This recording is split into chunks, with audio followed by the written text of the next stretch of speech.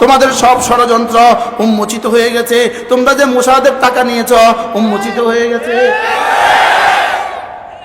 কোন পত্রিকা, নাম কি? আবার বলেন এটা কি? কোন দিনের? আজকে। কোন দিনের?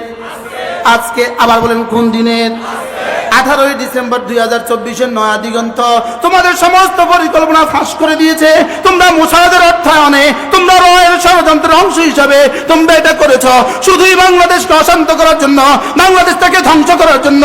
তোমরাই, তোমাদের মুখ উন্মোচিত হয়ে গেছে, তোমরাই ধ্বংস হবা ইনশাআল্লাহ। ওলামা উম্মতেরও কোনো অসুবিধা হবে না, তাবলীগেরও কোনো অসুবিধা হবে না ইনশাআল্লাহ। বলেন ইনশাআল্লাহ। আমি ফটো করে নিয়ে আসছি, কিন্তু ফটো করলে যদি বিশ্বাস না করেন এর লেগে মূল পত্রিকা নিয়ে আসছি।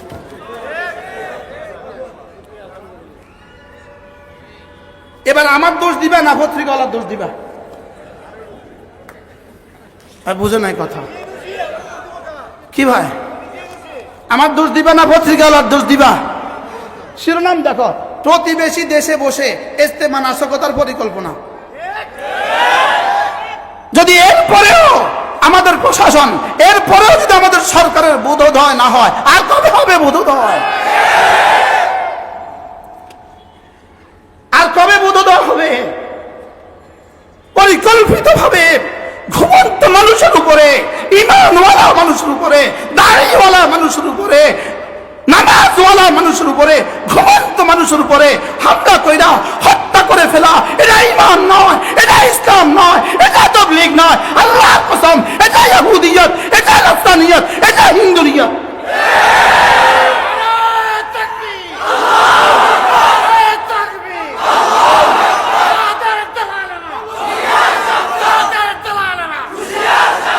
এজন্য তোমাদের মুখ সম্মোচিত হয়ে গেছে। এদেশের যারা বুঝো নাই, আমার এতাতি বন্ধুরা, যারা সহজ সরল মুসলমানগুলো, যারা তোমরা বুঝো নাই, সহজ সরল স্কুল পড়ুয়া ছাত্রগুলো, কলেজ পড়ুয়া ছাত্রগুলো, সহজ সরল চাকরিজীবী মানুষগুলো, যারা তোমরা বুঝো নাই, এখনো যদি তোমরা না বুঝো, তোমরা আর কবে বুঝবা? যারা মুসলমানকে হত্যা করে, আবার কাতালা মুমিনাম মুতাআম্মিদা, ইচ্ছাকৃত কোনো মুসলমানকে হত্যা করে, সে কাফের, কাফের, কাফের। ইচ্ছাকৃত কোনো মুসলমানকে হত্যা করলে কাফের। ইচ্ছাকৃত কোনো মুসলমানকে হত্যা করলে কি? ওমান কাতালা মুমিনাম মুতাআম্মিদা ফাজাযাহু জাহান্নাম খালিদিনা ফিহা আবাদা। রব্বুল আলামিন বলেন, ইচ্ছাকৃত কোনো মুসলমানকে হত্যা করলে সে চিরস্থায়ী জাহান্নামী। কতল তো গুনাহে কবিরা, কতল তো গুনাহে কবিরা, গুনাহে কবিরার সাজা চিরস্থায়ী জাহান্নাম হয় না। এদের জন্য চিরস্থায়ী জাহান্নাম বললো কেন? মুসলমানকে হত্যা করলে চিরস্থায়ী জাহান্নাম বললো কেন? এজন্যই বলেছে মুসলমানকে হত্যা করা কোন মুসলমান পারে না, মুমিনকে হত্যা করা কোন মুমিন পারে না, উলামায়ে উম্মতকে হত্যা করা কোন মুমিন পারে না। নিশ্চিত যাদের কলিজা থেকে ঈমান বের হয়ে গেছে তারাই মুসলমানকে হত্যা করতে পারে। এজন্যই কাফের, কাফের, কাফের। মুসলমানকে হত্যা করা কুফরি। সিবাবুল মুসলিমে ফুসুকুন ওয়া কিতালু কুফরুন। মুসলমানকে গালি দেওয়া ফাসিক, আর মুসলমানকে হত্যা করা কুফরি, কুফরি, কুফরি। আজকে পত্রিকা স্পষ্ট করেছে তোমরা কবে কে মোসাদ, কবে কে ইসরায়েলে গিয়েছ, সব এখানে লিখে দিয়েছে। এতদিন আমরা বলেছি, তোমাদের কাছে ভালো লাগে নাই, বলতে এরা বাড়তি কথা বলে। এখন পত্রিকাওয়ালাকে জিগাও কে বাড়তি কথা বলছে। এরা সম্পূর্ণভাবে মোসাদ এদেরকে তৈরি করেছে, এদেরকে তৈরি করেছেন। মোসাদ আর রর যুগ সাজসে এদেশ থেকে ইসলামকে ধ্বংসের জন্য, এদেশ থেকে মাদ্রাসাগুলোকে ধ্বংসের জন্য, উলামায়ে উম্মত থেকে জাতিকে বিচ্ছিন্ন করার জন্য, তোমাদেরকেও ধ্বংস করার জন্য। কারণ তোমরা যদি উলামায়ে উম্মত থেকে বিচ্ছিন্ন হও, তোমরাও ধ্বংস হবা। ওরা ভেবেছে তোমাদেরকে যদি উলামায়ে উম্মত থেকে বিচ্ছিন্ন করতে পারে, উলামায়ে উম্মত বিচ্ছিন্ন হবে, ধ্বংস হবে। লেকিন তোমাদের জানা নাই উলামায়ে উম্মতকে ধ্বংস করা যাবে না, এদের জিম্মাদার স্বয়ং রব। 4 জন নয়, যদি 40 লাখ হত্যা করো, এদেশের মাদ্রাসাগুলো ক্ষতি হবে না। হত্যা করতেই পারো, হইতে পারে আজকে নতুন করে আমাদের নামও তুলে দিতে পারো। হত্যাযজ্ঞের সাথে মোসাদ যেভাবে সারা পৃথিবী থেকে মুসলমানদেরকে হত্যা করেছে, সারা পৃথিবীর মুসলমান কর্ণধারগুলোকে হত্যার ষড়যন্ত্র মোসাদ যেভাবে করেন, পাকিস্তানি গুপ্ত হত্যা কারা করে, ইরানে গুপ্ত হত্যা কারা করে, পাকিস্তান আফগানিস্তানি গুপ্ত করে, ভারতে গুপ্ত হত্যা কারা করে, পুরো পৃথিবীতে গুপ্ত হত্যা কারা করে, যারা করে এরাই তারা। এরাই কি? কেন কেন গত বর্ষ হত্যা করা হলো? গতকালকে রাতের আগের রাতে কেন হত্যা করা হলো? আমান কাতালা মুমিনান মুতাআম্মিদা, কোন মুমিনকে যে ইচ্ছাকৃতভাবে হত্যা করলো, কান্নাহু কাতালান নাস জামিআ, সেজন্য পুরো জাতিকে হত্যা করলো। হত্যা দিয়ে তাবলীগ করবা?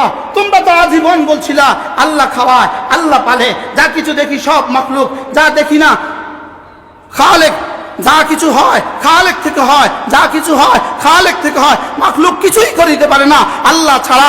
আল্লাহ সব পারেন মাখলুক ছাড়া। এই খালেক আর মাখলুকের মধ্যে সাত সাহেব ঢুকলো কিভাবে? কি ভাই, সাত সাহেব ঢুকলো কিভাবে? এজন্য কামিয়াবি স্বপ্ন দেখবা। গতকালকে আগের রাত কত তারিখ ছিল? মাসের কত তারিখ দিবা? গত রাত, হ্যাঁ 17 তারিখ দিবা গত রাত মাসে। টঙ্গির মারা কত তারিখ হয়েছে? 18 তারিখ। এই 18 তারিখে বাংলাদেশ থেকে তোমাদের খবর রচিত হয়ে গেছে। বাংলাদেশ থেকে তোমাদের খবর রচিত হয়ে গেছে 18 তারিখে। উচিত ছিল না তোমাদের বিরুদ্ধে আমরা এভাবে কথা বলা, উচিত ছিল না। দুশ্মন শুধু এই জন্যই তোমাদেরকে আমাদের থেকে দূরে সরিয়েছে। আমাদের কণ্ঠগুলোকে তোমাদের বিরুদ্ধে লাগাবার জন্য দুশ্মন ব্যবহার করেছে।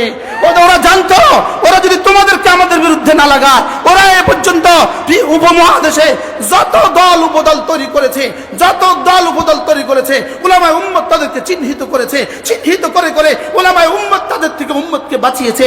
শেষ পর্যন্ত ষড়যন্ত্রের ফসল হিসাবে আমাদের এই ভাই, আমাদের এই দুলাভাই, আমাদের এই ভগ্নিপতি, আমাদের এই চাচাতো ভাই, আমাদের এই মামাতো ভাই, আমার এই মসজিদের সভাপতি, আমার মসজিদের সেক্রেটারি আমাদের থেকে তোমাদেরকে বাছাই করেছে আমাদেরকে ধ্বংসের জন্য। কিন্তু না না না না, আমাদের জিম্মাদার আমাদের রব। আমাদের জিম্মাদার কে বলেন? অতএব তোমরাই ধ্বংস হবা, তোমরাই কি হবা? এজন্য এখনো সুযোগ আছে।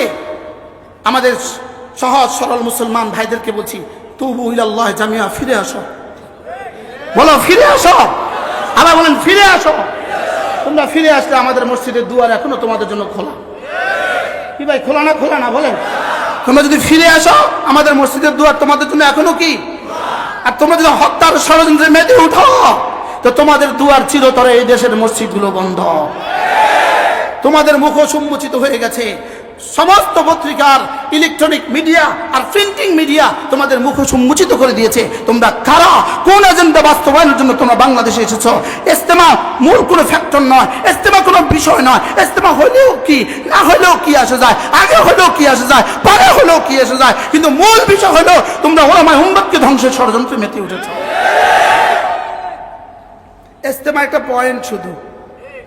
ইজতেমা ওয়াজিব, ইজতেমা ফরজে আইন, ইজতেমা ওয়াজিব, ইজতেমা সুন্নতে মুআক্কাদা, ইজতেমা মুস্তাহাব। ইজতেমা না হলে দেশে কি হবে? জোরে বলেন। তাহলে কিসের জন্য হত্যা করলো? জোরে বলেন। এজন্য খুনি ওয়াসিফের বাংলায় ঠাঁই নাই। বলেন খুনি মুআজের বাংলায় ঠাঁই নাই। আবার বলেন খুনি খুনি। আবার বলেন খুনি খুনি। কি বলেন? কি এই খুনিদের বাংলাদেশে কি নাই? খুনিদের বাংলাদেশে ঠাঁই নাই। আমাদের সরকারে যদি এখনো বোধোদয় তৈরি না হয়, আপনাদের যদি এখনো বোধোদয় তৈরি না হয়, আপনারা যদি এদেরকে আরো ছাড় দিতে থাকেন, শেষ তকেরা আপনাদের ঘাড় মটকা দিবে। এজন্য আমি বলছি, ইসকন লীগ কারা বানিয়েছে? সিএনজি লীগ কারা বানিয়েছে? আনসার লীগ কারা বানিয়েছে? রিক্সা লীগ কারা বানিয়েছে? শেষ তক তারা আমাদেরকে ধ্বংসের জন্য তব লীগ বানিয়েছে। এটা কি লীগ? তব লীগ। বলেন তাবলীগ। এই পবিত্র শব্দকে অপবিত্র করবেন না। এজন্য কি বানিয়েছে? আমাদেরকে ধ্বংসের জন্য তব লীগ বানিয়েছে। কোন লীগ বানিয়ে কাজ হয় নাই। শেষ তক মনে করেছে তব লীগ দিয়ে কাজ হবে। এটাও জাতি বলবে, 18 কোটি জাতি বলবে নেই খায়েঙ্গে। কি বলবে বলেন? নেই নেই খায়েঙ্গে, নেই খায়। বলেন বলেন বলেন, নেই খায়েঙ্গে। মসজিদের দরজা একটা ঝাড়ু লাগা রাখবেন, ঝাড়ু আসলেই ললাটা মারবেন ঝাড়ু দিয়া। মসজিদের দুয়ারে ঝাড়ু ঝুলা রাখবেন? মসজিদের দুয়ারে কি ঝুলা রাখবেন? না, খুনিদের জায়গা নাই। বলেন, খুনিদের জায়গা নাই? খুনিদের কি নাই বলেন?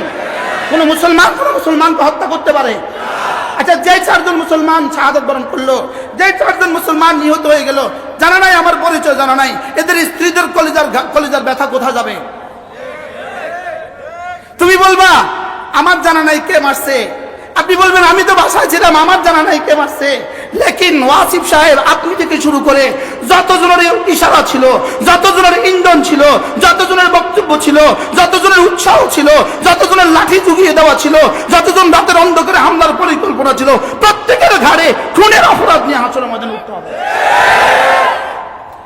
দুনিয়াতে লোভিং করে বেঁচে যেতে পারেন, দুনিয়াতে লোভিং করে বেঁচেও যেতে পারেন, এয়ারপোর্টকে ম্যানেজ করে চলেও যেতে পারেন বাংলাদেশ থেকে, লেকিন খুনের দায় রব্বে কারিমের কাছে রাখতে পারবেন না। কি হয়? ম্যানেজ করে তো হইতেই পারে, হইতে পারে না? পারে না? বলেন, পারে না? পারে না?